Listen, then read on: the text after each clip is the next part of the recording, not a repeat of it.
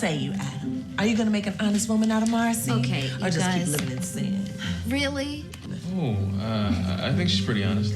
On to the next holiday movie, which is called Marry Me for Christmas.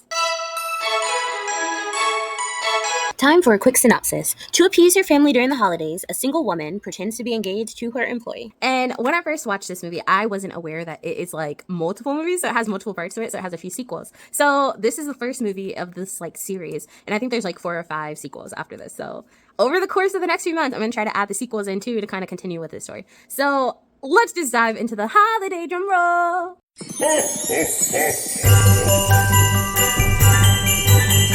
I am giving this movie Snow or a 3. Y'all, this movie, first off, this movie started off with a twist. Like, I was watching the movie and I thought I knew who the love interest was, who I wanted her to end up with. I was like, oh my goodness, I'm loving this chemistry. And then there was like a twist and I was like, oh no, this isn't the guy she needs to be with. And so that they had me in the first half. I'm not gonna lie. Like, I was gung-ho for this guy and then I was like, oh, so they had me. But the thing is, this movie was kind of dumb, but it was hilarious at the same time. Like, there's this whole scene where the mom in this movie is at church, and for some reason there was a lot of singing in this movie, but the people couldn't actually sing. So the mom is in church and she has a solo where they're like, it's like, I think it's like Christmas Eve or whatever, and they're at church. The pastor is like, she asked to do a solo, here's her solo. Y'all, it's like it's like the longest solo ever, but it's legit every Christmas song.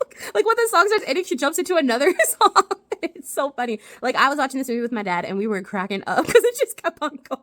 I'm gonna find the clip and I'll post it for you guys so you guys can see it because it was so funny. It was legit every single Christmas song, and people in the crowd are cracking up because it's so bad, but they're like forced to listen to this lady who can't sing. Oh man, so that was one thing. And then just like how they would do stuff in the movie was just fun. Like, it was a very funny movie and it was very entertaining. Was it the best Christmas movie? No. Like, there are definitely a lot of dumb parts and some of it like didn't make sense, but at the same time I'm invested in this storyline and I kind of want to see what the next movies bring because it was definitely very entertaining. And I personally had never heard of this movie before. And it was just something where I mentioned this in another video. I have this new thing that has a bunch of Christmas movies, so I'm just kind of like working my way through them. And so this is one. And I was like, okay, I have no clue what channel this movie's from. I know it's a TV movie. That's all I got. And this movie also had like a bunch of actors and actresses who have like been in a lot of other stuff. Just the kind of twist I didn't see coming, and you kind of had the drama, you kind of had the love. Like, it was just a very entertaining movie and kind of had like a little bit of everything.